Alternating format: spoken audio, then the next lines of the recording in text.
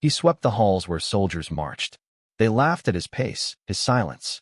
But one day, a young recruit looked up and saw the Medal of Honor wall. Etched in gold was the janitor's name.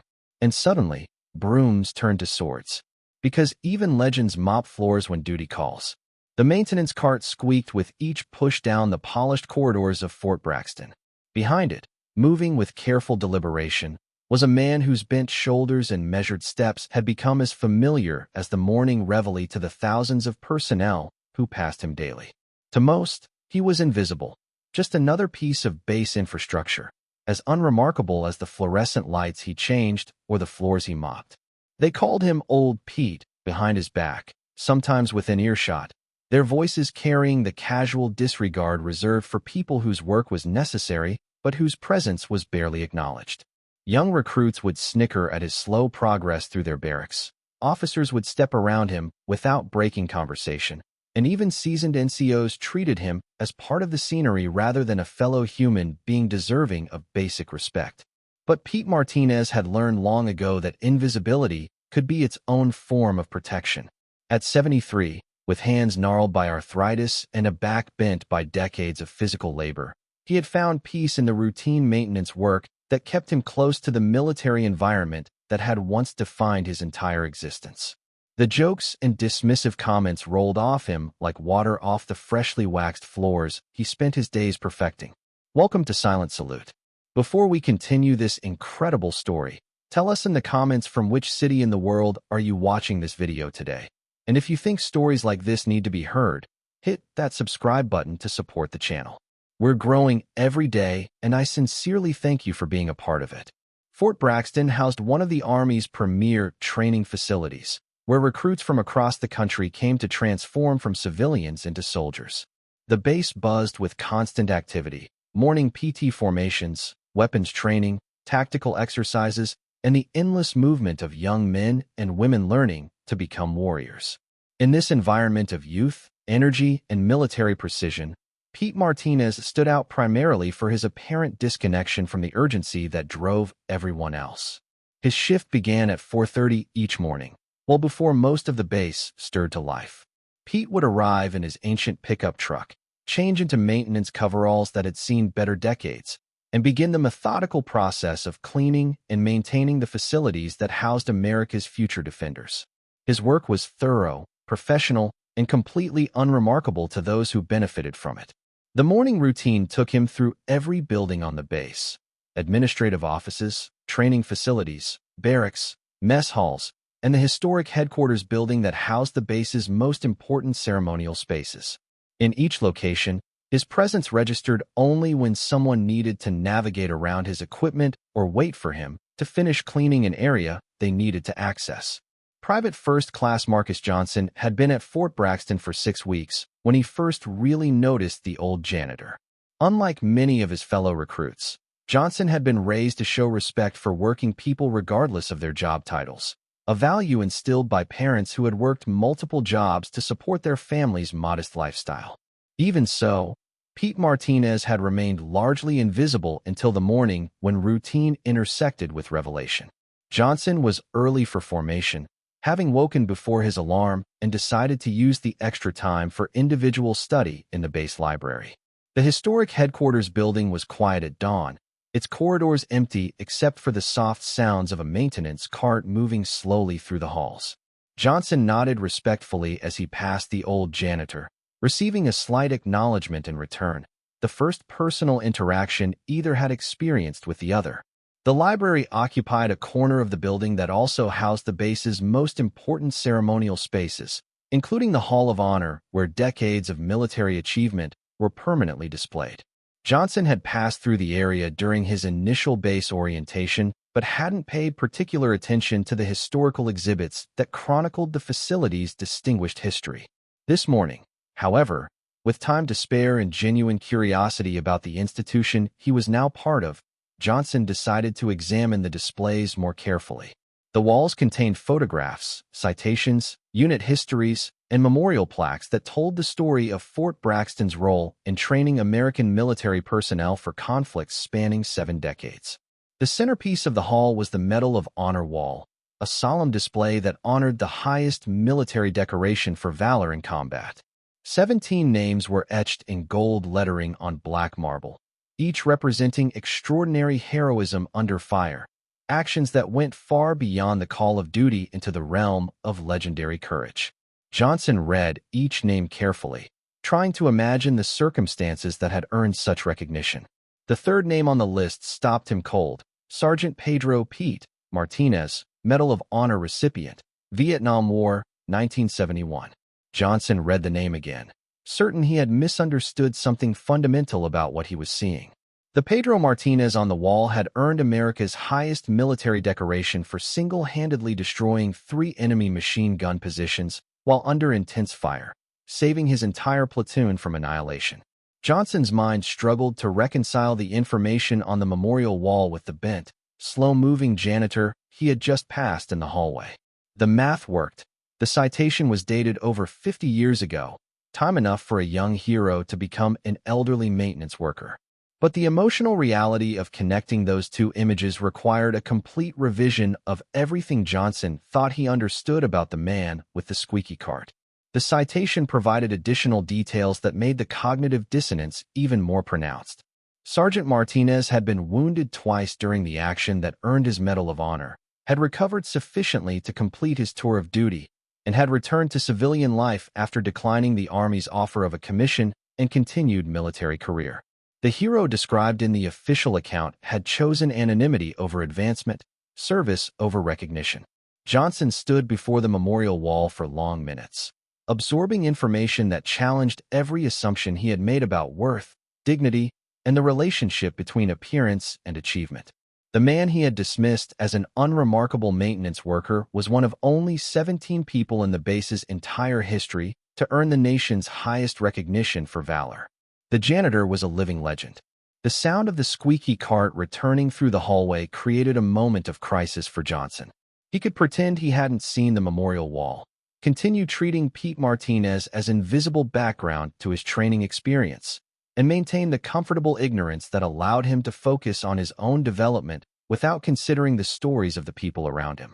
Alternatively, he could acknowledge what he had learned and find some way to express the respect that such extraordinary service deserved. The choice seemed simple in principle, but complex in execution. How do you approach someone who has earned the Medal of Honor but chosen to work as a janitor? How do you express respect without seeming intrusive or presumptuous? Johnson's solution was characteristically direct.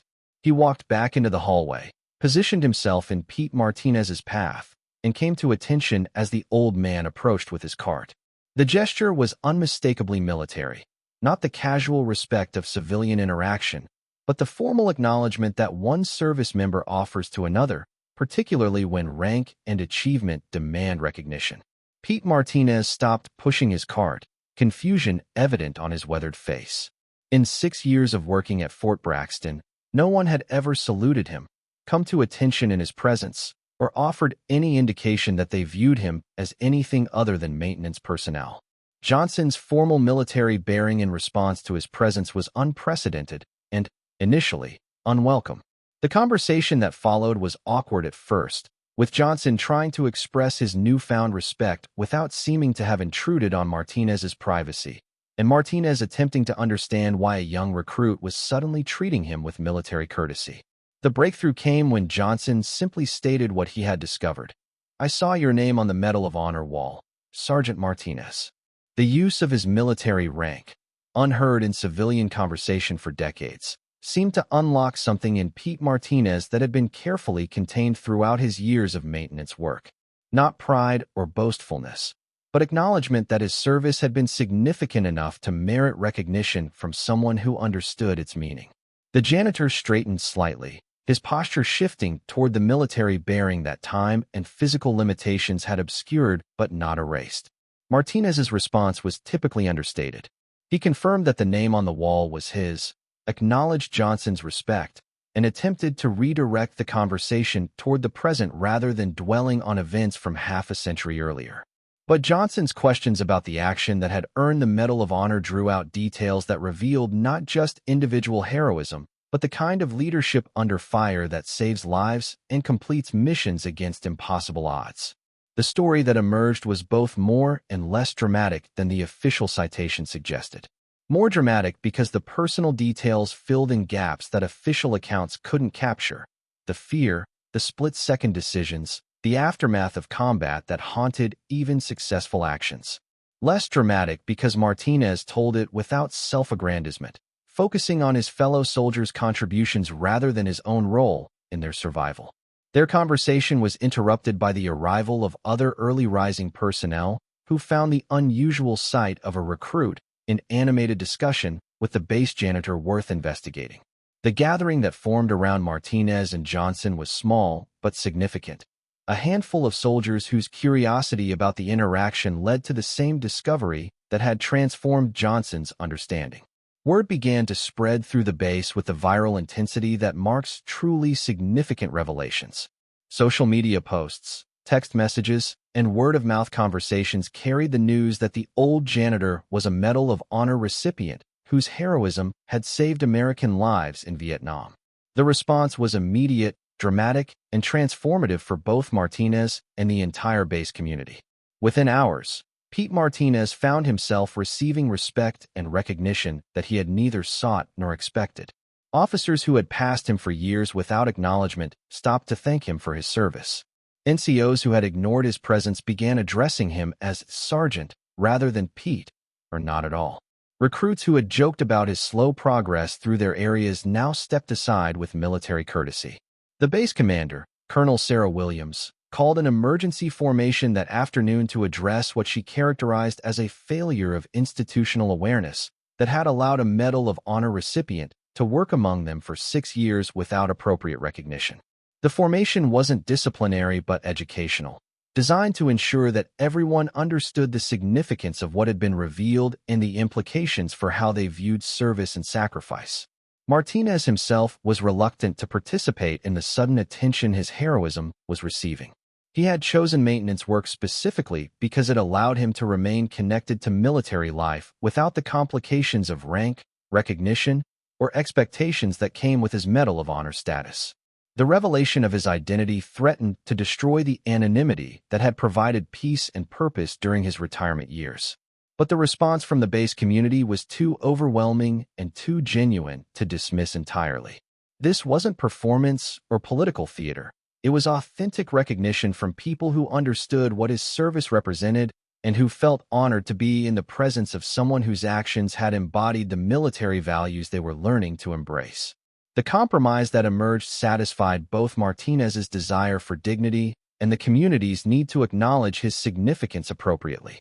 Rather than grand ceremonies or public attention, the recognition took the form of daily interactions that reflected awareness of who he was and what he had accomplished. The maintenance work continued, but within a context of respect that acknowledged his service while allowing him to maintain the routine that provided structure and meaning to his daily life. The change in base culture was profound and lasting. Martinez's revelation had forced everyone to reconsider their assumptions about worth, dignity, and the relationship between current circumstances and past achievements. The janitor who had been invisible for 6 years became a living reminder that heroism could take many forms, that service continued long after uniforms were put away, that respect should be based on character rather than current position. Young recruits began seeking out Martinez during his daily rounds, not for autographs or selfies, but for informal conversations about military service, combat experience, and the values that sustained soldiers through difficult times. He became an unofficial mentor figure whose presence provided continuity between the base's historical legacy and its current mission of training future defenders. Officers and NCOs found themselves reflecting on their own service with different perspectives, understanding that the ultimate measure of military achievement might not be rank or position, but the willingness to serve in whatever capacity circumstances required. Martinez's choice to continue serving through maintenance work rather than seeking recognition or advancement became a model of humility that challenged conventional notions of success. The Medal of Honor wall took on new significance as well, transformed from historical display to living memorial by the presence of one of its honorees in the daily life of the base. Recruits visiting the Hall of Honor now had personal connection to the heroism it commemorated, understanding that the names etched in gold belonged to real people whose legacy continued through continued service.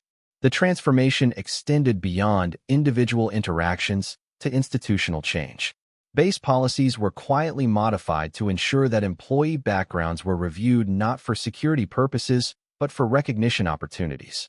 The Personnel Office began maintaining records of civilian employees' military service, ensuring that future Medal of Honor recipients wouldn't spend years working anonymously among people who should have known and honored their contributions. Training programs incorporated Martinez's story as an example of continued service after combat heroism. New recruits learned that military values didn't end with discharge, that heroes often chose humble service over public recognition, that respect should be based on character rather than current circumstances. The lesson became part of the base's institutional culture, transmitted to each new class of trainees. The medal itself became a teaching tool as well.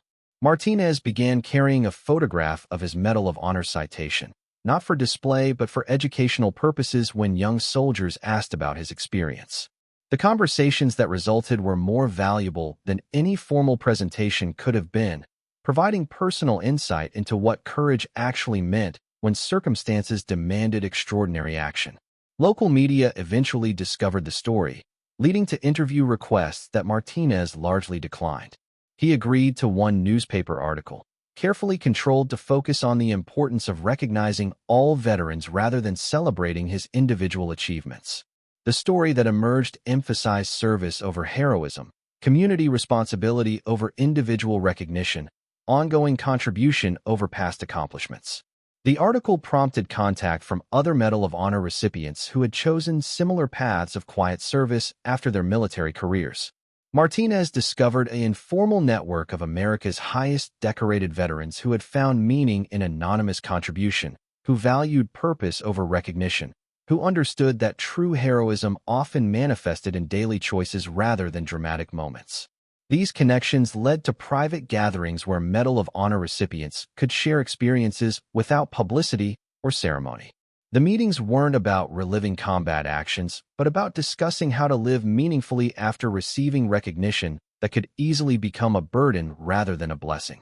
Martinez found community among people who understood both the weight of extraordinary recognition and the peace that came from ordinary service. The base's Medal of Honor wall was relocated to a more prominent position, with additional context provided about the continued service of its honorees. Visitors now learned not just about combat actions, but about the post-military careers that demonstrated sustained commitment to American values. Martinez's story became central to this expanded narrative about what military service could mean throughout a lifetime. Young soldiers began seeking positions in base maintenance, understanding that working alongside Martinez provided education that couldn't be found in any classroom. The maintenance department became an unexpected center of informal military education, where practical skills combined with wisdom from someone who had demonstrated ultimate courage under fire. Martinez's influence extended to base leadership as well. Officers found themselves reconsidering how they evaluated and recognized the civilian employees who kept military installations functioning. The discovery of a Medal of Honor recipient working anonymously among them prompted examination of assumptions about worth, dignity, and the relationship between current position and past achievements. The squeaky maintenance cart became a symbol of service that transcended rank and recognition. Personnel throughout the base began to understand that the most important work often happened without fanfare, that heroes chose their own forms of continued contribution, that respect should be offered based on character rather than circumstances. Educational programs incorporated Martinez's story into leadership training curricula. Officer candidates learned about the importance of recognizing worth in unexpected places, of treating all personnel with dignity regardless of their current positions, of understanding that military values extended far beyond active duty service. The lessons became part of institutional culture at Fort Braxton and beyond. The maintenance work itself took on new meaning within the base community. Personnel began to understand that the floors Martinez mopped, the facilities he maintained, and the equipment he repaired were more than just base infrastructure. They were contributions from someone whose past heroism had earned him the right to serve in any capacity he chose. Martinez's health began to decline in his 74th year, forcing him to reduce his work schedule and eventually transition to part-time status. The base commander ensured that his reduced capacity didn't result in reduced respect, maintaining his position and benefits while accommodating the physical limitations that came with age and the cumulative effects of combat injuries from half a century earlier. The transition created opportunities for Martinez to share his knowledge in new ways. He began mentoring the younger maintenance staff, teaching them not just practical skills, but the values of thorough work, personal pride, and service to community. His teaching style, developed through decades of military experience, combined practical instruction with character development in ways that benefited both individual workers and institutional culture. Retirement planning became a community effort, with base personnel organizing support systems that would allow Martinez to remain connected to the military environment that had provided meaning throughout his adult life. The goal wasn't just financial security, but continued purpose, ensuring that someone who had given so much to American defense could continue contributing according to his abilities and interests. The Medal of Honor wall was expanded again, this time including video interviews with Martinez and other recipients discussing their post-military service. The addition provided visitors with understanding that went beyond combat citations to encompass lifetime commitment to American values. Martinez's interview focused on the satisfaction he had found in maintenance work, the importance of all forms of service, and the peace that came from contributing without seeking recognition. Pete Martinez's story spread throughout military culture, becoming part of the informal education that shaped how service members understood their obligations to veterans and to each other. The narrative challenged assumptions about success, recognition, and the various forms that meaningful service could take throughout a lifetime. For Martinez himself, the most lasting change was the restoration of community that had been missing during his years of anonymous work. Not the celebrity that came with public recognition, but the fellowship that came from being known and valued by people who understood the significance of his service and respected his choice to continue serving in whatever capacity circumstances allowed. The maintenance cart continued its daily rounds through Fort Braxton's corridors, but it now carried not just cleaning supplies, but the living embodiment of American military values. Pete Martinez had become proof that heroism could sustain a lifetime of service, that Medal of Honor recipients could find meaning in any honest work, that the highest military decorations represented not just past achievements, but ongoing commitment to the ideals they symbolized. Sometimes heroes mop floors not because they have to, but because they choose to serve wherever service is needed.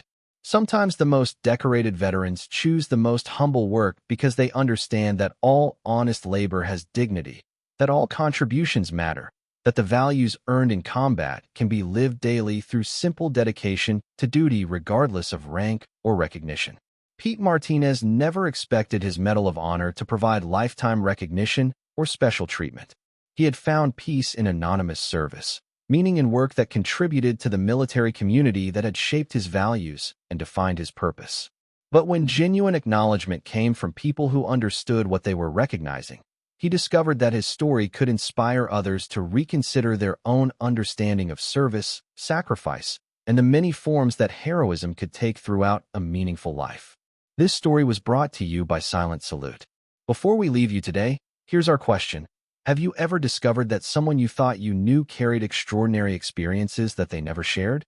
Someone whose modest circumstances concealed achievements that challenged everything you thought you understood about heroism and service?